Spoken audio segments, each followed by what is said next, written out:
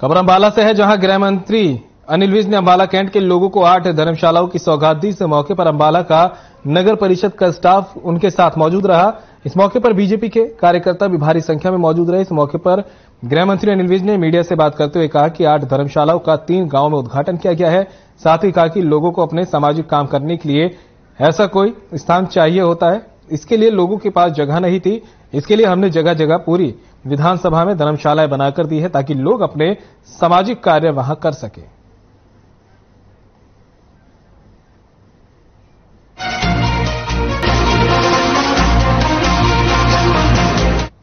गृह मंत्री अनिल विज ने राजस्थान की सरकार पर निशाना साधा है। विज ने कहा कि कांग्रेस को पढ़ाया जाता है कि शहीदों का अपमान करो। वहीं विपक्ष के 9 नेताओं ने प्रधानमंत्री नरेंद्र मोदी को पत्र लिखा है, जिसमें उन्होंने लिखा कि सिसोदिया की गिरफ्तारी से ऐसा लगता है कि हम लोकतंत्र में नहीं, निरंकुशता में परिवर्तन हो गए। इस पर विज ने उन पर तंज कसते हुए कहा कि ये सब सीबीआई पर दबाव बनाने की कोशिश है। इसी के साथ उन्होंने कई मुद्दों पर अपनी बात रखी थी।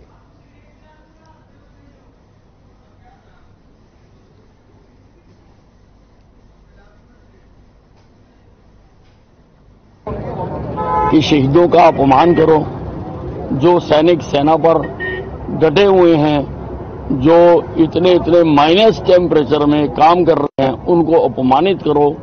अगर वो कोई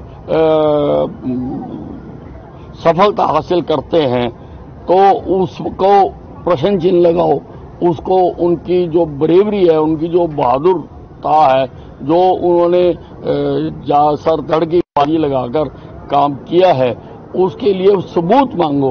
कांग्रेस तो अब का तो किरदार यही है। प्रधानमंत्री कंवरपाल गुर्जर ने कहा कि प्रदेश सरकार ने लोक लुभावने बजट की बजाय प्रगतिशील बजट को पेश किया है। इस बजट में प्रदेश का चहुमुखी विकास तेज गति से होगा। इस बजट में कर्ज को बढ़ाने के बजाय कर्ज पर नियंत्रण रखने के प्रावधान किए गए हैं। अहम पहलू यह है कि युवा पीढ़ी को शिक्षित करने और इस सरकार स्कूलों में तमाम सुविधाओं को मुहैया करवाने पर विशेष फोकस रखा गया है और इसके साथ ही वोकेशनल एजुकेशन के लिए बाकायदा 250 करोड़ रुपए के बजट का प्रावधान किया गया। इतना ही नहीं, प्रदेश सरकार ने पत्रकारों के लिए मेडिकल कैशलेस पॉलिसी का भी प्रावधान किया है। आपको बता दें कि शिक्षा एवं पर्यटन मंत्री कंवरपाल गुर्जर शनिवार को पंचायत भवन के सभागार में कार्यकर्ताओं की बैठक को संबोधित करने से पहले सर्किट हाउस में पत्रकारों से बात कर रहे थे। यहां पहुंचने पर शिक्षा मंत्री कंवरपाल गुर्जर ने सांसद नायब सिंह सैनी और विधायक सुभाष सुधा ने स्वागत किया और बजट पर चर्चा भी की।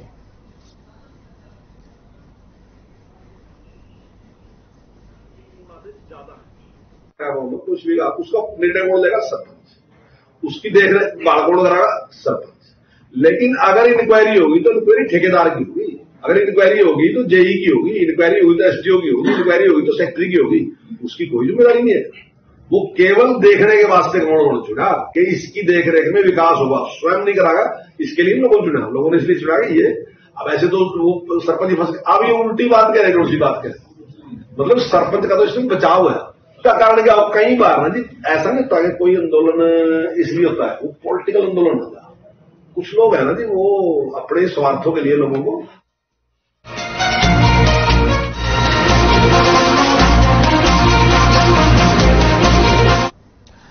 जीतवानवास गौशाला में बतौर मुख्य अतिथि कृषि मंत्री जयप्रकाश दलाल पहुंचे, जहां उन्होंने कहा कि गौवंश के संरक्षण और संवर्धन के लिए सरकार वचनबद्ध है। सरकार ने गौशालाओं का बजट बढ़ाया है, 40 से 400 करोड़ किया है। आपको बता दें कि 28 मार्च से एमएसपी पर खरीदी कृषि मंत्री ने गांव जीतवानवास की गौशाला में 11 लाख देने की घोषणा की है। मंत्री जेपी दलाल ने कहा कि सरकार द्वारा गौशालाओं के बजट में निरंतर बढ़ोतरी की जा रही है, जिससे गायों के पालन पोषण में किसी प्रकार की दिक्कत न आए। उन्होंने कहा कि सरकार गौ संरक्षण और संवर्धन पर पूरा जोर दे रही है। उन्होंने ग्रामीणों से अपील करते हुए कहा कि वे गाय के गोबर से बनने वाली खाद पर आधारित खेती करें, जिससे खाने को शुद्ध अनाज मिल सके। आगे उन्होंने कहा कि यूरिया और डीएपी खाद से खाना जहरीला हो गया है, जिससे अनेक प्रकार की जानलेवा बीमारियां हमें अपनी चपेट में ले रही हैं।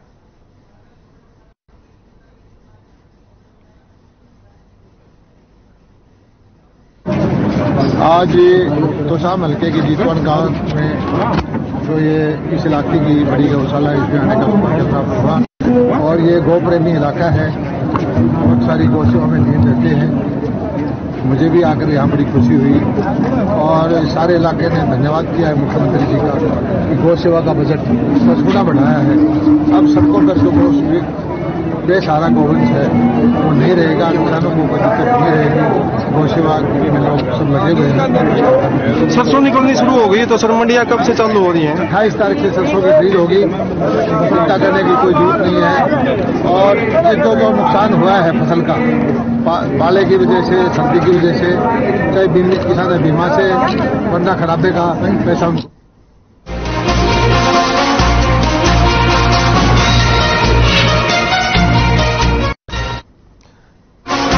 पूर्व शिक्षा मंत्री और कांग्रेस विधायक गीता बुक्कल ने प्रेस कॉन्फ्रेंस की, जहां उन्होंने सरकार पर जमकर निशाना साधा। उन्होंने कहा कि भारत जोड़ो यात्रा के दौरान बीजेपी की जनविरोधी नीतियों को जनता के समक्ष रखा गया है, जिससे जनता जागरूक हुई है। उन्होंने कहा कि हाथ से हाथ मिलाओ अभियान भी प्रदेश भर में चलाया जा रहा है, जिसका सकारात्मक प्रभाव पड़ रहा है। जनता जहां कांग्रेस की जनरेशन नीतियों से अवगत हो रही है, वहीं बीजेपी जेजेपी गठबंधन की जनविरोधी नीतियों का भी उन्हें पता चल रहा है।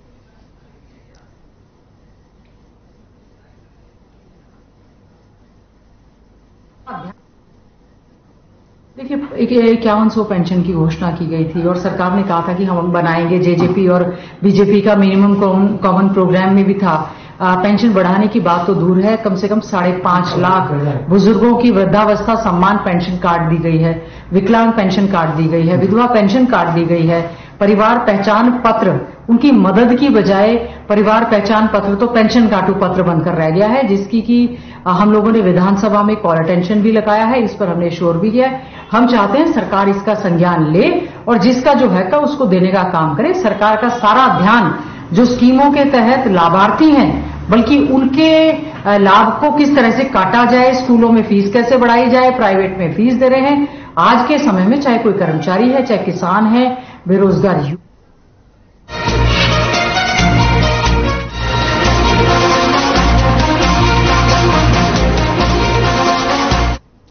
कुरुक्षेत्र पुलिस ने महिला से पर्स छीनने के आरोप में 3 आरोपियों को गिरफ्तार किया है और मामले पर जानकारी देते हुए अपराध अन्वेषण शाखा 2 प्रभारी निरीक्षक प्रतीक कुमार ने बताया कि हाल ही में एक महिला ने शिकायत की थी, जिस पर संज्ञान लेते हुए कार्रवाई की गई है। आरोपियों के पास से छीने गए 3000 रुपए और वारदात में प्रयोग मोटरसाइकिल बरामद कर ली गई है और मामले में आगे की कार्रवाई की जा रही है।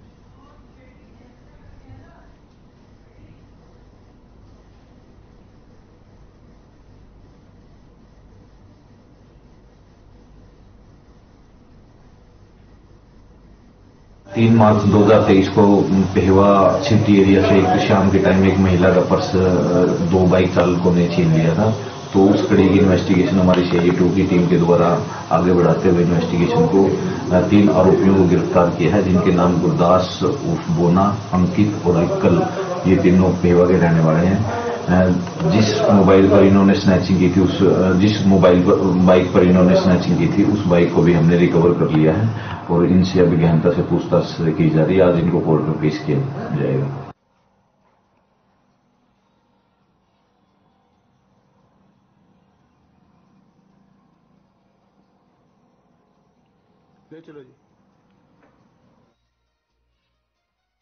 टेलीफोन टावर के विरोध में लोग एकजुट हो गए हैं। दरअसल शहर की HL सिटी में मकान नंबर 516 में रिहायशी मकान के ऊपर टेलीफोन टावर लगाया जा रहा है। मकान के ऊपर टावर का बेस तैयार किया जा रहा है, जिसका लोगों ने विरोध कर दिया। NCR 2 और श्रीराम RWA ने मिलकर बैठक की और टावर के विरोध में प्रस्ताव भी पास कर दिया है। लोगों ने टेलीफोन टावर के विरोध में जमकर नारेबाजी की और प्रशासन से टावर नहीं लगवाने की अपील की है। लोगों का कहना है कि टावर के रेडिएशन से बच्चे और बुजुर्गों का स्वास्थ्य पूरी तरह से खराब हो जाएगा।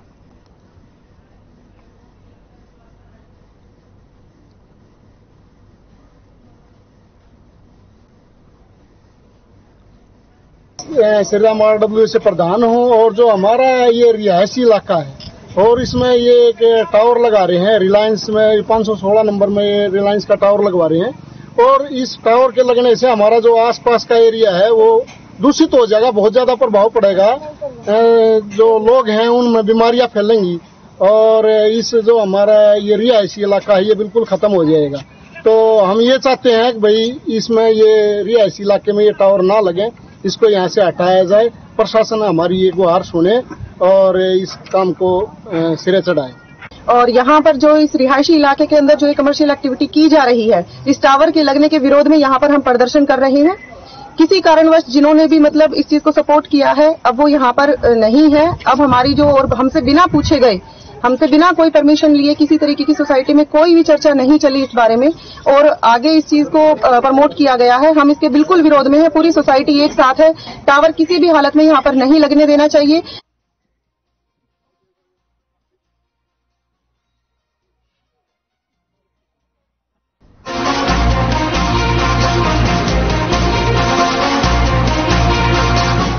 खबर हत्या से है, जहां हिसार के अग्रोहा मेडिकल कॉलेज के पास शाम को एक सड़क हादसे में फतेहाबाद में तैनात डीएसपी चंद्रपाल का निधन हो गया। उन्हें अज्ञात वाहन ने टक्कर मार दी थी। वे रोजाना की तरह साइकिलिंग कर रहे थे। टक्कर के बाद उन्होंने दम तोड़ दिया। बता दें कि रोजाना की तरह फतेहाबाद पुलिस लाइन से साइकिलिंग करते हुए हिसार की तरफ रवाना हो गए थे। अग्रोहा मेडिकल कॉलेज के पास पहुंचते ही पुल के पास उन्हें अज्ञात वाहन ने टक्कर मार दी। वे सिर के बल सड़क पर गिरे। मुंह और सिर पर चोट लगने के कारण वे गंभीर रूप से घायल हो गए। उन्हें अग्रोहा मेडिकल कॉलेज में इलाज के लिए ले जाया गया, जहां पर डॉक्टरों ने उन्हें मृत घोषित कर दिया।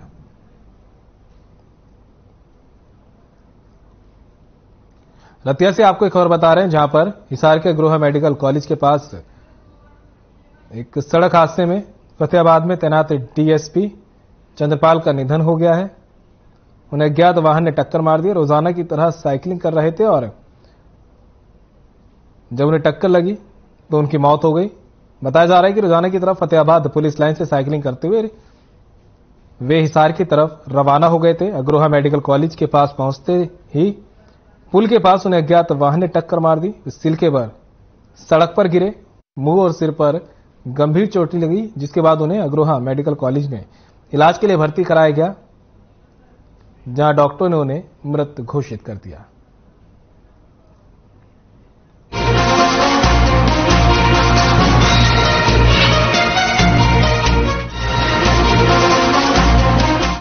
खबर कुरुक्षेत्र से है, जहां पुलिस ने नशा तस्करों पर बड़ी कार्रवाई की। पुलिस ने नशीले पदार्थ रखने के खिलाफ एक और आरोपी को गिरफ्तार कर लिया है। आरोपी के पास से 32 किलोग्राम चूरा पोस्त बरामद किया गया।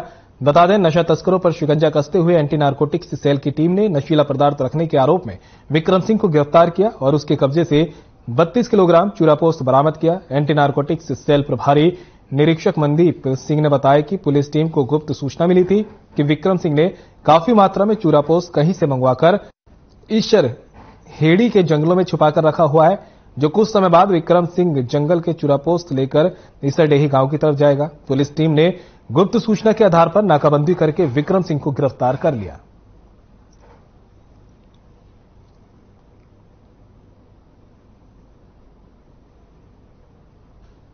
सूचना मिली थी कि एक विक्रम पुत्र सुरजाराम वासी ईशरेडी थाना बबैन ये चूरा पोस्ट का काम करता है, जो 2 तारीख से ही हमने इसकी इंफॉर्मेशन जुटानी शुरू कर दी थी और इसकी फील्डिंग लगाई हुई थी। जो ये रंगे हाथों पकड़ा गया, जो इसके कब्जा से 32 किलो चूरा पोस्ट बरामद हुई।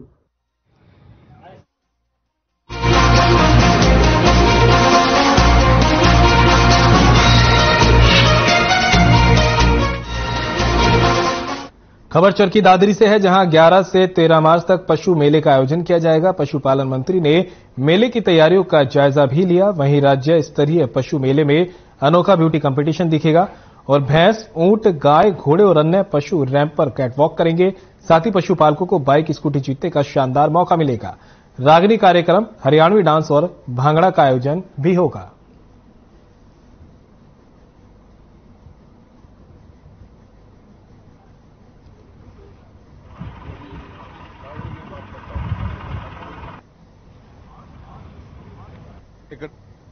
भव्य पंडाल लगे हैं और सारे हरियाणा के जो उत्कृष्ट पशु हैं, पशुपालक हैं, वो यहाँ आएंगे और सारे पशुपालक साल के अंदर इंतजार करते हैं कि कब ये मेला लगे, क्योंकि लाखों रुपए के इनाम उनको मिलेंगे। अपने पशुओं का प्रदर्शन करेंगे और हर रोज लाखों किसान आएंगे। जो हरियाणा का उत्कृष्ट पशु है, पशुधन है, उसको देख के जाएंगे। इससे ये फायदा होगा कि हमारे हरियाणा के किसान की आमदनी बढ़ाने में पशुपालन का जो योगदान है वो बहुत ज़्यादा होगा। और इसमें हमारे केंद्र से मंत्री भी आएंगे और क्लोजिंग के दिन इनाम बांटने के लिए मुख्यमंत्री मनोहर लाल जी भी आएंगे।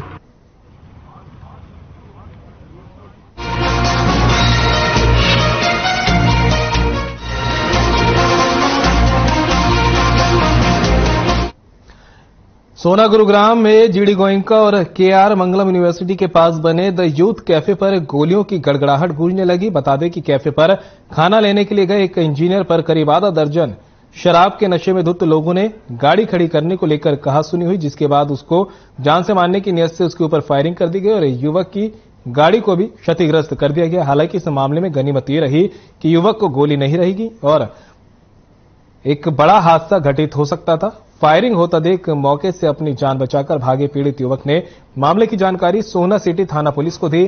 सूचना पाकर मौके पर पहुंची और मामले पर पुलिस ने संज्ञान लिया।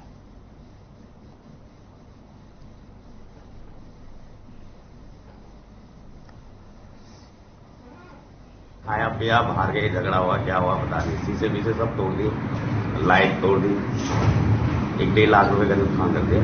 अच्छा, तो आपके साथ कोई झगड़ा हुआ था क्या उनका? हमारे साथ कुछ नहीं हुआ, आपस में ही हुआ, उनका बाहर पता नहीं। फिर आपके शीशे किस लिए तोड़े हैं उन्होंने? आपस में कुछ अंदर भागे ना वो लोग जी बचाव में, तो उन्होंने पत्थर फेंक दिए बाहर से। सोना वाले घर के लिए आ रहा था, तो बीच में ये था, उस कैफे पड़ता है जीडी गोयनका के सामने, तो वहां रुक के मैं कुछ ऑर्डर लेने के लिए मैं रुक के जैसे मैं अंदर जा रहा था तो वहां 3-4 गाड़ी खड़ी हुई थी। 10-12 लड़के घूम रहे थे, सबके सब ड्रंक थे, गाली गलौज हुई तो धक्का मुक्की करने।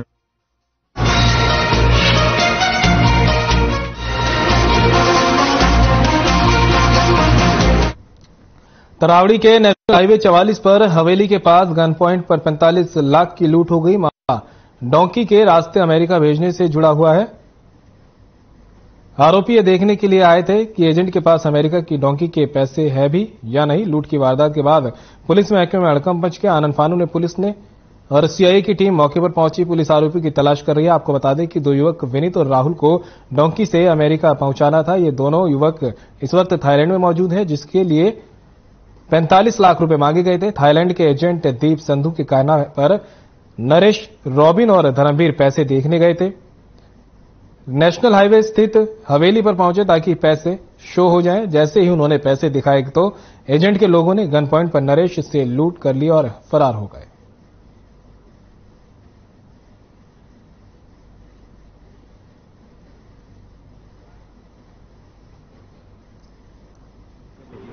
विनीत के और राहुल के।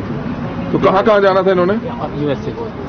2 थाईलैंड बिठाए हुए हैं लड़के? थाईलैंड बिठाए। तो आप इमिग्रेशन का काम करते हैं? कहाँ पे करते हैं? तो कौन लोग थे, किसके बंदे थे ये? दीप संधू को। तो आप पहचानते हो उनको? नहीं सर, मैं फर्स्ट टाइम। तो इतने लाख रुपए, 45 लाख रुपए लेके क्यों बुलाया था आपको हवेली के पास? पैसे देखने के लिए कि पैसे है या नहीं है। कभी हम बच्चे को फ्लाई करवा दे, आपके पास पैसे नहीं। तो कैसे लेके चले गए फिर वो? बस वो गड्ढे में बिठाया जी, शो चेक करने के लिए जी। उसके बाद उसको नरेश जी को उस पर गन पॉइंट पर रख के जी कंट्रोल रूम से कि हवेली से 45 लाख रुपए की स्नैचिंग हुई है। तो मैं भी मौके पर पहुंचा। जिस आदमी से स्नैचिंग हुई उस आदमी को हमारे इलाके में उतारा गया है। वो हमारे पास यहाँ चौकी में नीलोखेड़ी में मौजूद है। अब ये मुझसे पूछताछ कर रहे हैं सारे मामले की कि क्या कुछ कहानी है। ये तो बता रहे हैं अमेरिका भेजने के नाम के? यही पता लगा कि वो डोंकी के नाम के कुछ विदेश भेजने के नाम के पैसे थे और वो लोग ये पैसे देखने के लिए आए थे कि वे पैसे इनके पास है कि नहीं।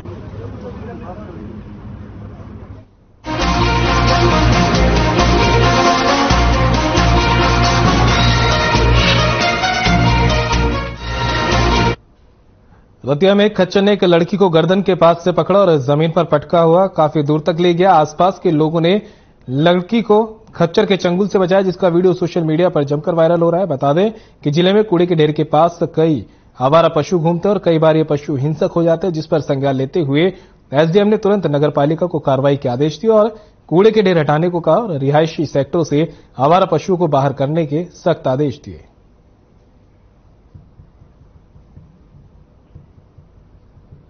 इसमें आज ये मामला मेरे संज्ञान में आया था, तो मैंने सेक्रेटरी एमसी और एमई को दोनों को बुलाया था। तो इसके बारे में उनसे एक बार मैंने जानकारी ली है। उसके अंदर अभी हमारा जो कल है, जो डोर टू डोर जो कूड़ा जो कलेक्शन वाला है, वो कल ही टेंडर शुरू हुआ है। तो इसमें अभी धीरे धीरे इसके अंदर प्रोग्रेस आ रही है। तो अभी कोई भी जो कूड़े के जो पहले जो पॉइंट बना रखे हैं इकट्ठा होता था, तो वो नहीं होने देंगे। और जो शहर के जो लोग हैं उनसे भी हमारी अपील है कि जैसे ही गाड़ी आई आपके घर के सामने, वो गाड़ी में ही कूड़ा डालें।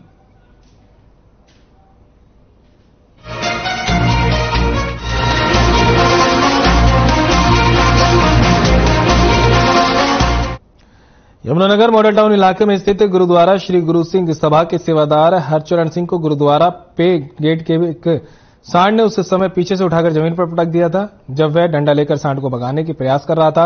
यह पूरी घटना मौके पर लगे सीसीटीवी में कैद हो गई। इस घटना के बाद गुरुद्वारा प्रबंधक कमेटी के कुछ लोगों में भी रोष है। सीसीटीवी फुटेज में साफ देखा जा सकता है कि सांड आराम से टहल रहा है। इतने में सेवादार हरचरण सिंह को लगा कि कहीं वह गुरुद्वारे में न घुस आए, लिहाजा वह डंडा लेकर आया और सांड को मारकर डराने का प्रयास करने लगा। ऐसे में एक युवक ने डंडा पकड़ लिया और सांड को हटाया, लेकिन सेवादार दोबारा बाहर निकलकर सांड को डंडा दिखाने लगा, जिस पर सांड आवेश में आ गया। और जैसे ही सेवादार वापस गुरुद्वारे में जाने लगा तो सांड ने अचानक पीछे से उसकी उठाकर उसे जमीन पर पटक दिया। हालांकि इस घटना में सेवादार को हल्की चोटें आई हैं। वहीं अब गुरुद्वारा प्रबंधक कमेटी के लोग इस मुद्दे को लेकर सरकार को कोस रहे हैं।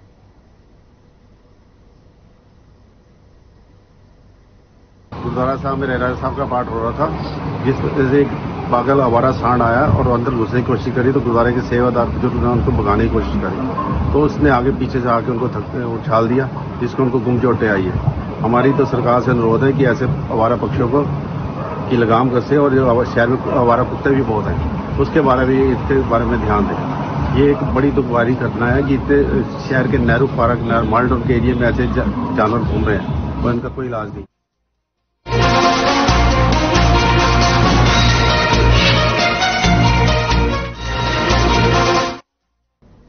खबर भिवानी से है, जहां स्वास्थ्य विभाग में विभिन्न पदों पर कार्यरत ठेका कर्मचारियों ने अपनी मांगों और समस्याओं को लेकर सरकार के खिलाफ जमकर नारेबाजी की। आंदोलनरत कर्मचारियों का नेतृत्व जिला प्रधान दीपक तंवर और संचालन जिला सचिव प्रदीप कुमार ने किया। स्वास्थ्य ठेकाकर्मी प्रदर्शन करते हुए स्थानीय विधायक घनश्याम सर्राफ को अपना मांगों का ज्ञान पत्र सौंपने पहुंचे। इस मौके पर कर्मचारी लोकेश और दीपक तंवर ने बताया कि स्वास्थ्य विभाग की अफसरशाही और सरकार स्वास्थ्य ठेका कर्मियों का शोषण कर रही है। आंदोलन करने के बाद भी कोई सुनवाई नहीं हो रही। जिन्होंने कहा कि जल्द ही उनकी मांगों पर पूरी सुनवाई नहीं हुई तो वे बड़े संघर्ष की रूपरेखा बनाने में मजबूर होंगे।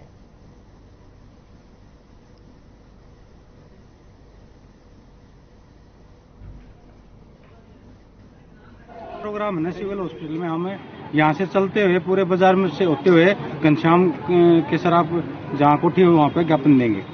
ये जो आज का जो प्रोग्राम है हम यहाँ नहीं कर रहे, भिवानी में पूरे हरियाणा में हो रहा है। और जो स्वास्थ्य विभाग की जो लगातार मांगे हैं उनको सरकार मान नहीं रही, इसलिए आज हमें ये प्रोग्राम करना पड़ रहा है। मुख्यतः मांग इनमें ये है कि कर्मचारी हटाए हुए कर्मचारी को दोबारा से लगाया जाए, और ये अभी तक ईपीपीएसआई का कोई हिसाब नहीं किया गया, जो कि करोड़ों रुपया घोटाला है। मेडिकल से हम सीधा नाम तो आज हमारे घनश्याम जी की जो आवास पर हम प्रदर्शन करते हुए मेडिकल से निकलेंगे अब, ठीक है। हमारी मुख्य मांगे हैं जो हम उनको लेकर अपने एमएलए साहब के पास जाएंगे और वहाँ अपना ज्ञापन देंगे। क्या क्या मांगे? हमारी मुख्य मांगे ये है कि जी हमें एक तो सबसे जो हमारे छटनीग्रस्त कर्मचारी उनको वापस लिया जाए, जो हमारे ड्रेस जो कोड लगा है हमारी सरकार ने हमारे को कोई ड्रेस कोड के पैसे नहीं दिए, हमारे कर्मचारियों को पैसे दिए जाए ड्रेस के, और जो हमारा जो ये जो एसआई कार्ड है जो हमारा वो बनाए थे वो काफी मांगे।